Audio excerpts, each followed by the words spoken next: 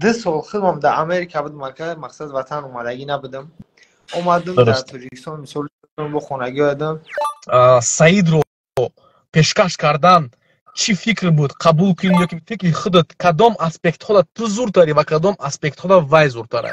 و شلبی مثال همه را پیشکش کرد، فکر کرد که مثال موقع میریم یا که اتکاز میکنیم. کدام دروازه ها رو برای تو هوی میکنه غالبا ماستر انامین فایت کدام سپارینگ پارتنر رو با همراهی تو بودن؟ خورشید نظرов، علیشیر فتیدین ماشاءالله.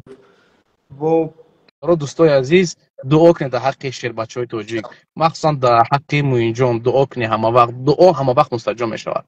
اگر شما بورهای داموش داشته باشید و از روسیه به تاجیکستان بوتفور روان کردن خواهید شرکت ما کفالت ترانس در خدمت شما است. ما می توانیم که با همین ماشین از خانه اتون بورهای شما را گرفته به تاجیکستان روان کنیم.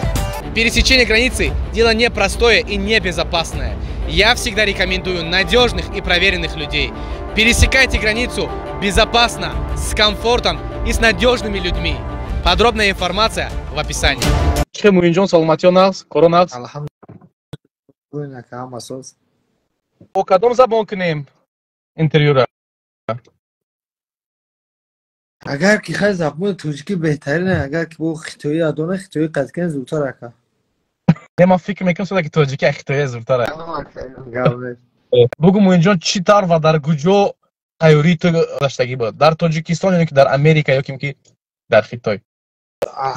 هم مکاسا کدام که درمانی تماشا دور اکا خیلی سوال خوب و تقریبا در تاجیکستان اکا در شهر دوشنبه زلی دینامیت فایت کلوب دینامیت در شهر خودمون اکا الحمدلله تقریبا بهتر بود. برای من تیم نگه تقریبا هم مزدور به چیگونه اخدا اکا نکیم در تاجیکستان. چرا محض تاجیکستان بسیاری فایتران например محمد نعیمов رفت در امریکا تیاریش گذران. ده سال خودم در امریکا بودم که مقصد وطن اومدگی نبودم.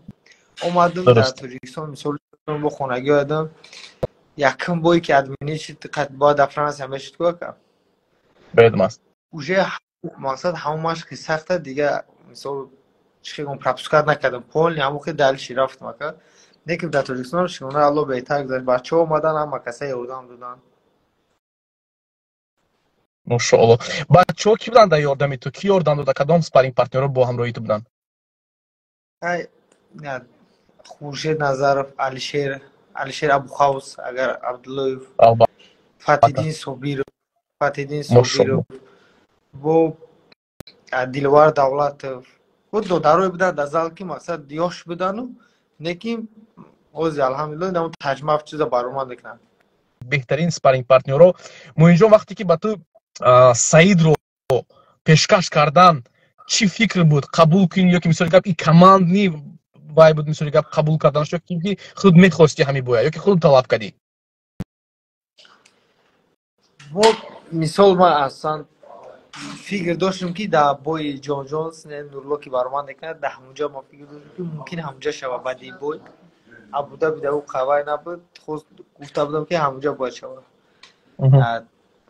یک بچه ها مقصد ایتالیسون اکای زور صدوم هم مکسه خواستن که دوبای نزدیکتر شود هم مرا و که ویزا نمیتونن که گرفته امریکا اما خواستن روان و ما گفتم منیجر گفتم که مثلا اگر که ابوظبی دام شد یک سپارینگ پیدا شد میتونیم مقصد نما پیشکش کنه برام نکنیم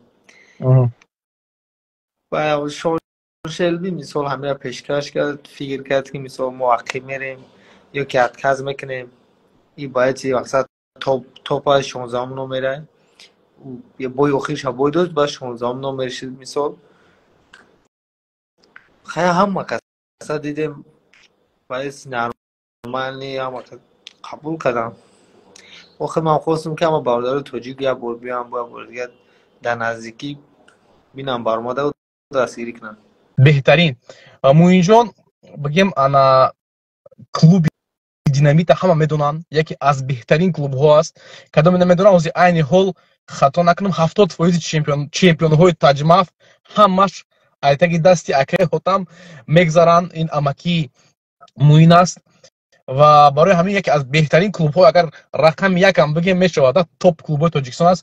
Акаи Зуҳур ва дигар бародарои стар шуда албатта саломи гарму ҷӯшумро расон. обязательно иншаллоҳ. Ана саволи навбатӣ брат, ба фикри худат кадом аспектҳода ту зур дорӣ ва кадом аспектҳода вай зур дорад ва ки дар кадом аспектҳо опасне шуда метавонад ба якдигар, хатарнок шуда метавонад? Ма چه گویم که من یکم بر مثال نشدی خیلی تیم‌ها یکم کاف گفتگی نبودم همه قبل میدونم که مثال همه طرفا باید خوب باید با فکر همه که بود تماشا دارم برادرها لیکن انشالله فکر میکنم که او با رنگ خودش نشون میده مثال چی گپ میشه وقت نشون میده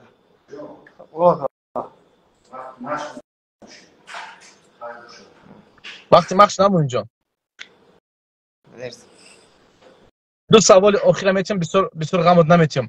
Муинҷон барои ту баромад кардан дар Абу-Даби то чӣ қадар бигем зарур аст? Маҳз дар Абу-Даби ҷанг кардан. برای ما همش یک و главный باید цел победа дальше برای титул оянда همه цел او Абу-Даби чисто ما در каук интерес نیست. Муинҷон айни ҳол бо тариқи бигем спонсору дигар ана баъди подписатсия кардан дар UFC дигаргунӣ шудак дар ҳаётот? مادن نه که همون چی خیلی بود همون که رفته است الحمدلله با همون اکایی که مقصد دستگیری میکردن هوایو бачаҳои дастойнам. Маҳз агар ғалаба дар анми файт барои ту чӣ возможностия метия? Какой рейтинг меши ту мисоли гап ба фикри худат мисоли гап ана кадом дарвозаҳоро барои ту ҳуй мекунад ғалаба маҳз дар анамин файт? این انشالله مقصد خداوند در نصیب اون رو победа شود این یا مدنه که مقصد در برای خلق تاجیکستان اونجا یکم باعث در توپ در اومدن انشالله با مثال توپ در تیتول نزدیکتر همچین همون دروازه که همونجا دارن انشالله هم ماشین میشه برای سخت حرکت میکنیم انشالله. ما да бачаҳо бисёр савол додан гуфтан ана ниҳоят ҳарифи бақувват аст ин аст ман гуфтам фаромӯш накунед ки муин ягон файти худро бой надодааст. характери ҳама вақт охира ҷанг мекунад.